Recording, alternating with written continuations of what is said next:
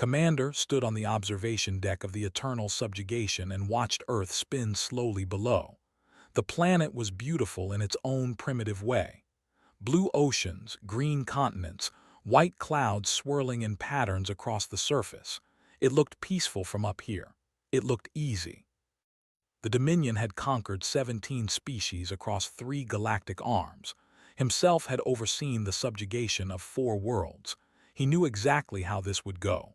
First, you destroy their orbital defenses. Then you neutralize their weapons of mass destruction. Then you land your ground forces in their major cities. Then you wait for the surrender offers to come flooding in. It was simple. It was routine. It was boring. Earth's orbital defenses had fallen in 6 hours. Their primitive nuclear arsenals had been disabled before a single warhead could launch. The humans had tried to fight back with chemical rockets and kinetic projectiles, weapons so crude that shields barely registered them as threats. Now their fractured governments were already transmitting surrender offers on every frequency, each one trying to negotiate better terms than the others. Felt a mild contempt for them. At least some species had the dignity to fight until the end. These humans were falling over themselves to submit. They were already offering to help identify resistance leaders, already promising to assist with the transition to Dominion rule. Pathetic. He dispatched the occupation forces to Earth's major population centers with standard instructions. Establish control nodes in the government buildings. Secure communication infrastructure. Begin cataloging the population for labor assignment. They had protocols for everything. They had done this so many times that the process was almost automatic. The first ground teams landed in a city called New York, watched their helmet feeds with half attention as they moved through empty streets. The humans had been warned to stay indoors. Most of them had obeyed. The soldiers secured the government buildings without incident, raised the Dominion flag, and began setting up the population processing centers. Similar reports came in from London, Tokyo, Beijing, Moscow. Everything was proceeding according to plan. Allowed himself a moment of satisfaction. This campaign would be completed ahead of schedule. He might even receive a commendation from high command. Then the reports came in. The first message was confused. One of the patrol units had stopped responding. Their last transmission had been cut off mid-sentence. Ordered a drone to investigate and watched the feed as it flew over the city streets. What he saw made no sense. The patrol unit was destroyed. Not defeated in combat, destroyed. Their armored transport had been flipped onto its side and set on fire. The bodies of the soldiers were scattered across the street, killed by wounds that the medical scanners could not immediately identify. One of them appeared to have been crushed by a large ground vehicle. Another had been impaled by a metal rod.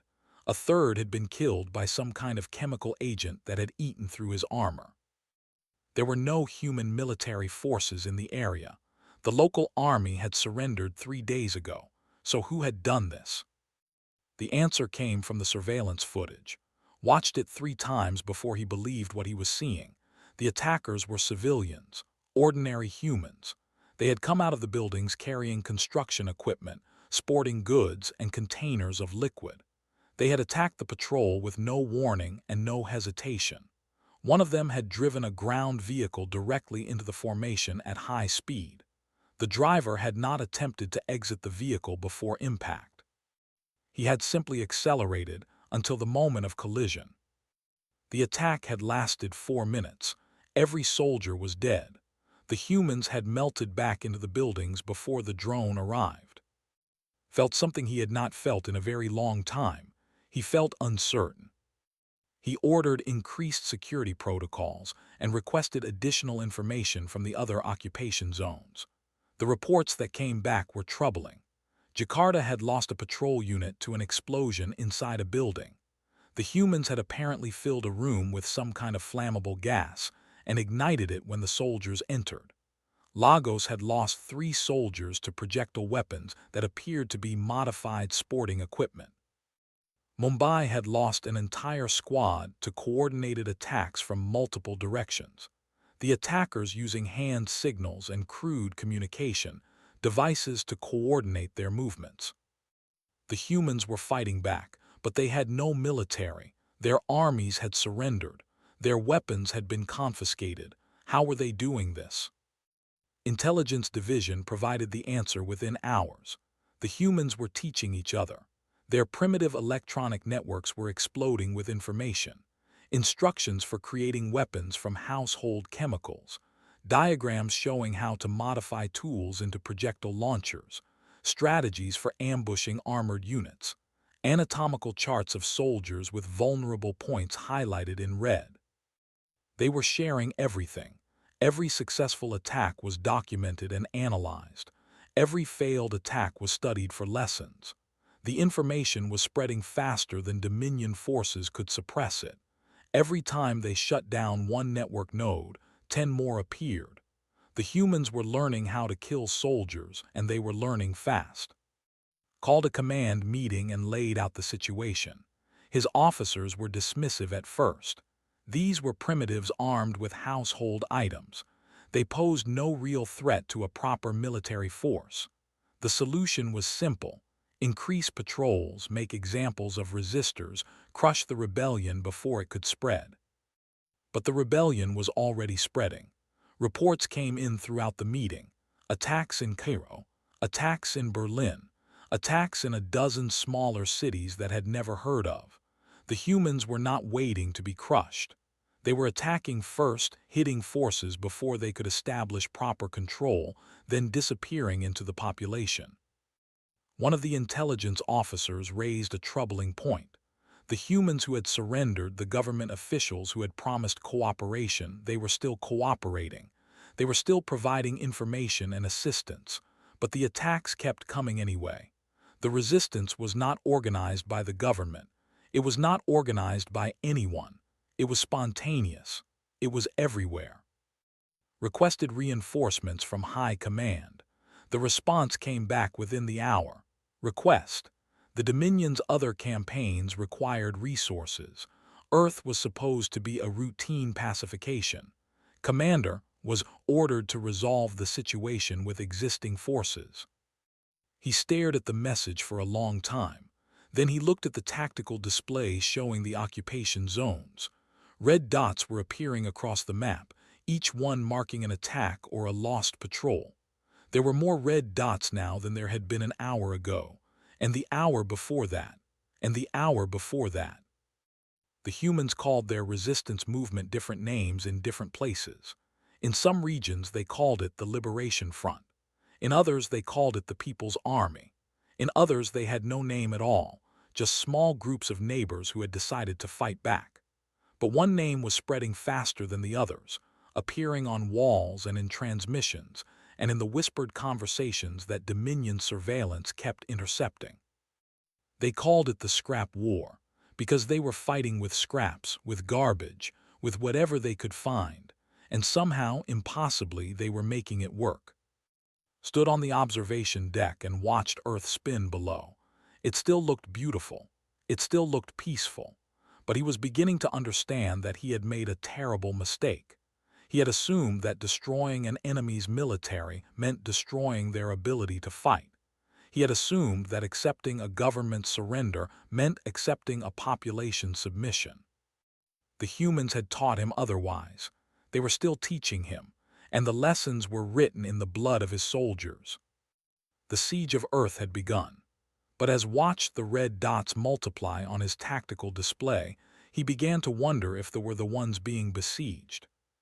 3 months into the occupation, they controlled exactly 4 square kilometers of Earth's surface. These were their fortified landing zones, surrounded by walls and shields and automated defense systems. Everything beyond those perimeters had become a nightmare. Commander had stopped sleeping. Every time he closed his eyes, he saw the helmet feeds from dead soldiers. He saw humans charging into gunfire without hesitation. He saw explosions and flames and the endless, relentless attacks that came from every direction at every hour. The humans never stopped. They never rested. They just kept coming. The reports on his desk painted a picture of a war that should not be possible. They had orbital superiority. They had energy weapons that could vaporize a human from half a kilometer away. They had armored vehicles and combat drones and shields that could stop any projectile the humans could fire. By every measure, they should have won this war in the first week. But the humans refused to fight the war they wanted to fight. They refused to stand and face superior firepower. They refused to engage in open combat. Instead, they fought with pipe bombs and crossbows. They machined weapons in basement workshops using tools meant for building furniture. They turned their cities into labyrinths of traps and ambush points, where every doorway could hide an explosive and every rooftop could hide a shooter. When they deployed drones, the humans brought them down with nets made from fishing line. They built signal jammers from consumer electronics, devices so crude that they should not have worked, but somehow they did.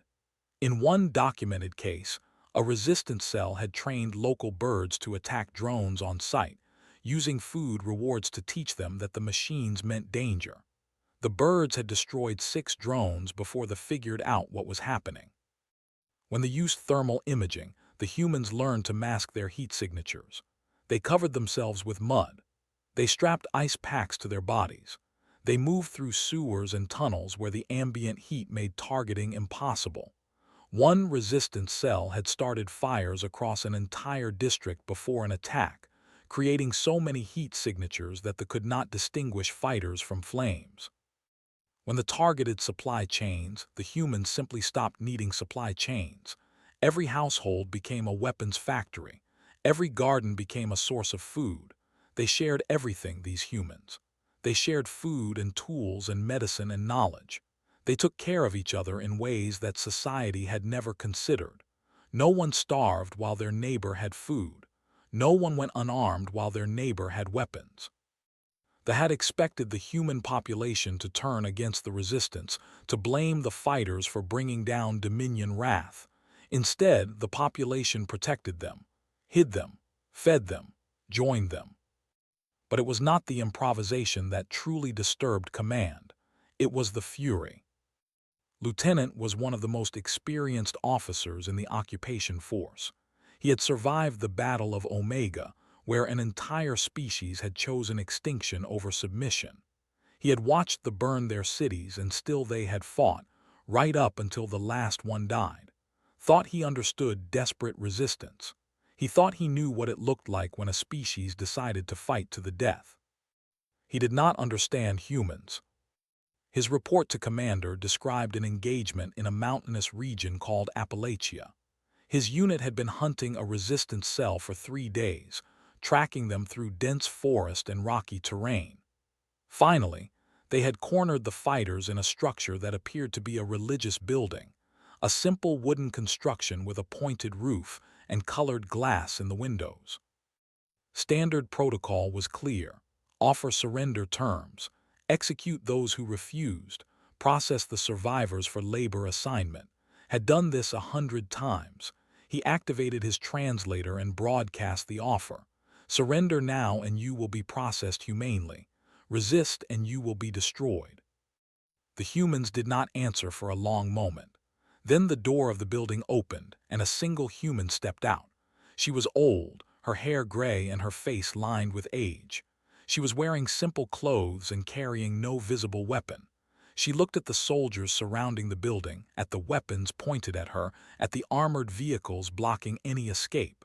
Then she smiled. She said something in her native language. His translator rendered it a moment later. We were hoping you would find us. Then the building exploded. The humans had packed the structure with explosives, homemade compounds mixed from agricultural chemicals and industrial solvents, enough to level the building and everyone inside it, enough to kill 3 soldiers who had been standing too close, enough to wound a dozen more. But the explosion was not the worst part. The worst part was what happened in the moments before detonation. The humans had been broadcasting. They had been transmitting their final moments to every screen in the region, using equipment they had captured in a previous raid. Watch the footage later. trying to understand what he had witnessed. The humans inside the building had known they were going to die. They had known it for days, ever since they chose to make their stand there. They had prepared for it. They had said goodbye to each other. They had written letters to their families, and in their final moments they had looked into the camera and smiled. One of them, a young man with a wound on his face, had spoken directly to the audience. Translator rendered his words with mechanical precision. "They die standing up," the young man had said. "So will we, remember us, and when your turn comes, stand up too." The transmission ended with the explosion. Within hours it had been and shared across the region. Within days it had spread across the continent. The humans treated it not as a tragedy but as a victory. They painted the names of the dead on walls. They whispered them in the dark. They used them as battle cries when they attacked patrols. Within a week, casualties in that sector had tripled. Included all of this in his report. He also included his conclusion, which he had reached after much thought.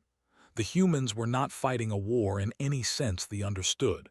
They were not trying to defeat the occupation force. They were not trying to drive the off their planet. They were doing something else entirely. They were converting their own trauma into weapons. Every atrocity created 10 new resistance cells. Every fallen human became a martyr whose name was spray-painted on walls and whispered in the dark. Every broadcast of a last stand inspired 100 more humans to take up arms. The occupation force found itself facing an enemy that grew stronger from losses, that fed on its own grief and rage, that seemed to regard death not as a defeat but as a form of ammunition. Commander read the report and said nothing for a long time. Then he made an unprecedented request to Dominion High Command.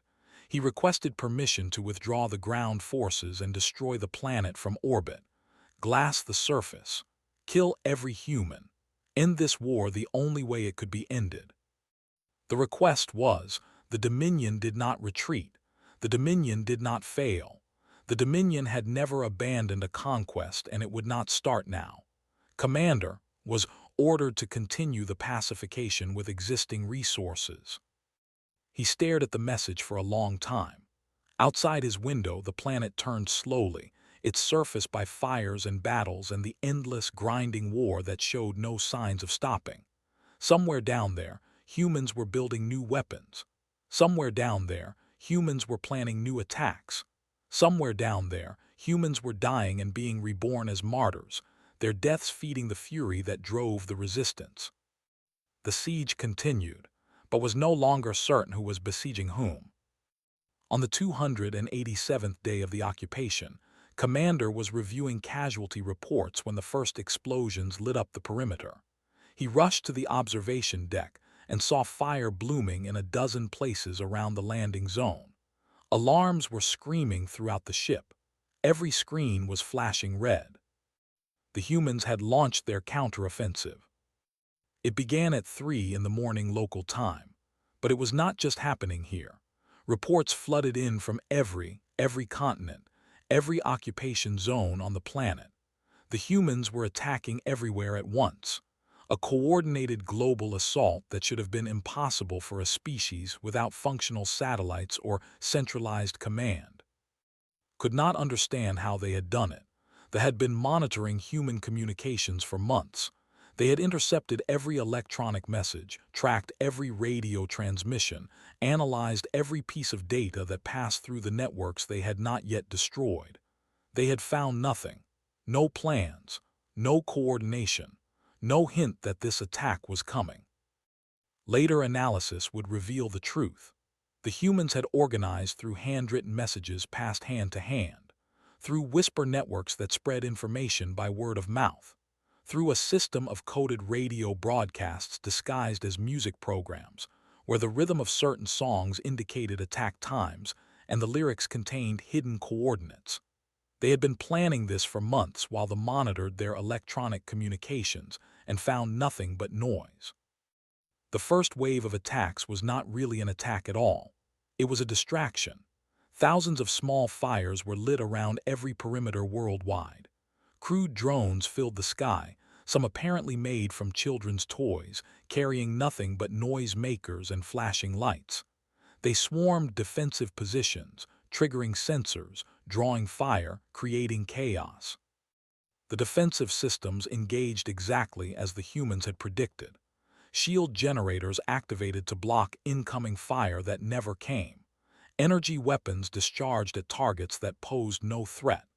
Ammunition reserves depleted against enemies that were not really enemies at all. And in the confusion, sensor networks became overloaded, creating blind spots in the detection grid. The second wave came from below.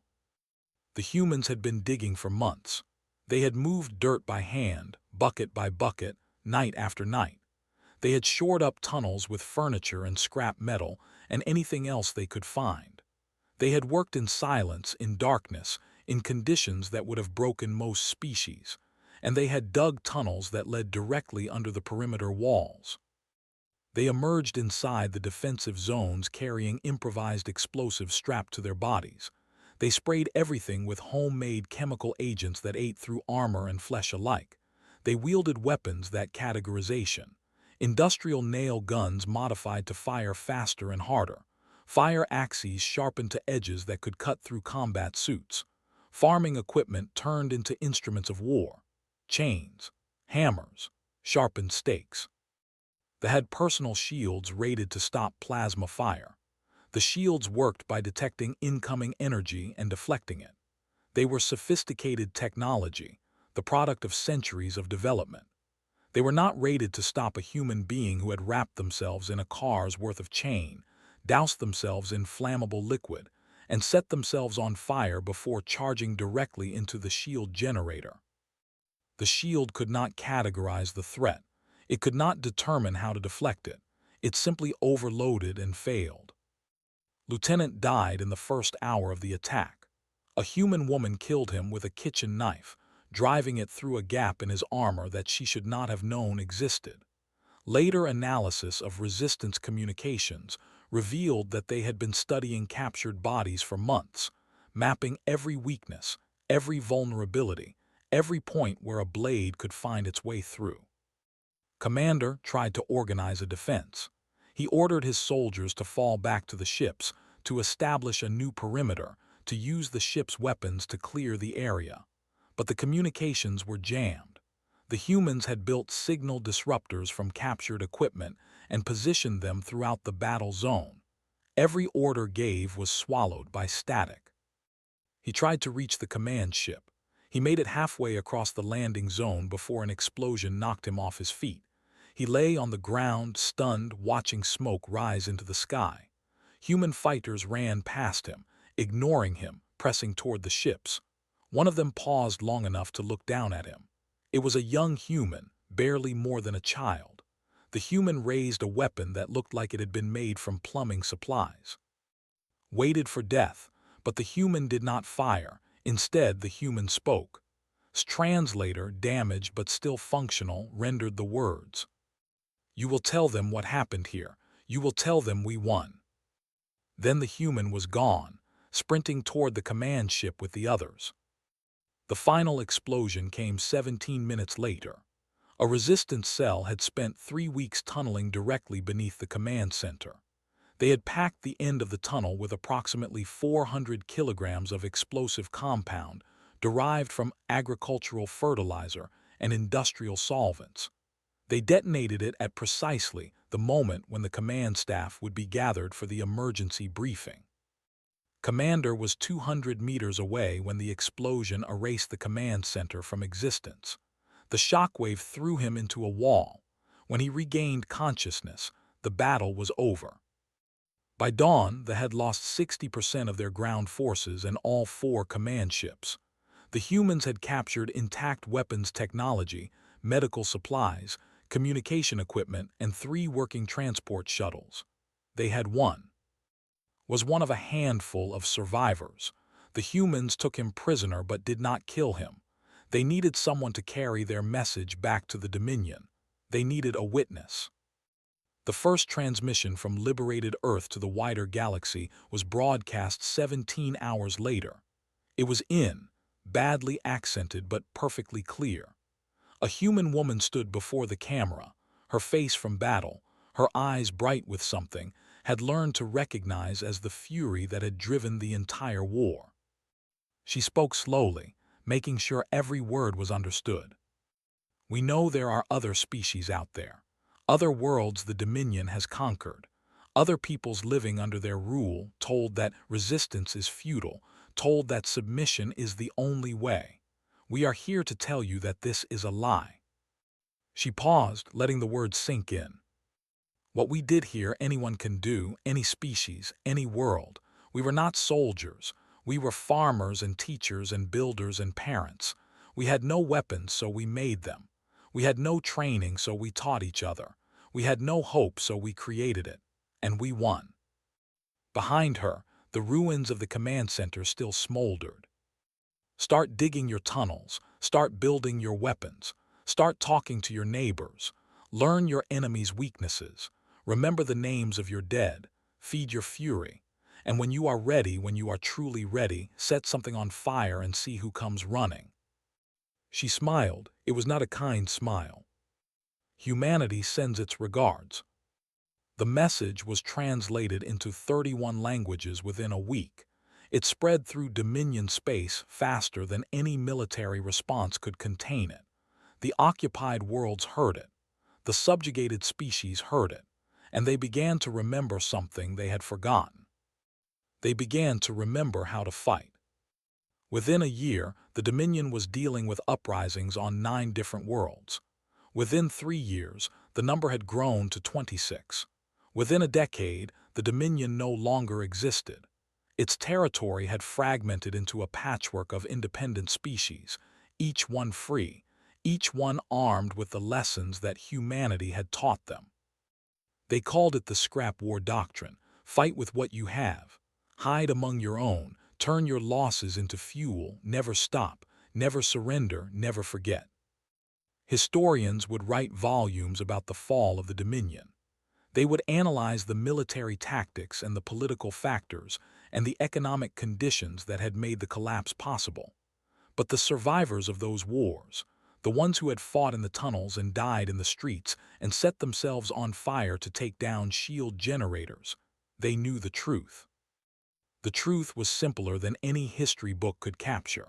The truth was that some species, when pushed far enough, discovered something inside themselves that could not be conquered. Something that burned hotter than plasma fire and cut deeper than any blade. Something that turned ordinary people into weapons and turned defeat into victory. The humans had a word for it. They called it fury. Commander lived out his remaining years on a small world at the edge of what had once been Dominion space.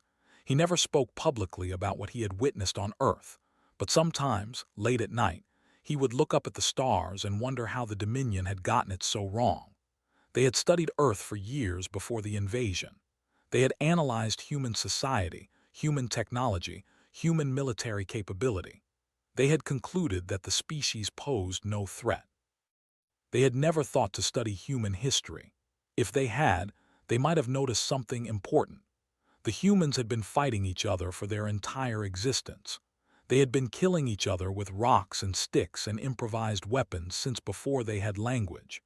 They had refined the art of warfare through countless generations, through countless conflicts, through countless innovations born of desperation and rage. They had thought they were conquering a primitive species. They had actually awakened something far older and far more dangerous. They had reminded humanity of what it truly was. And humanity had reminded them right back.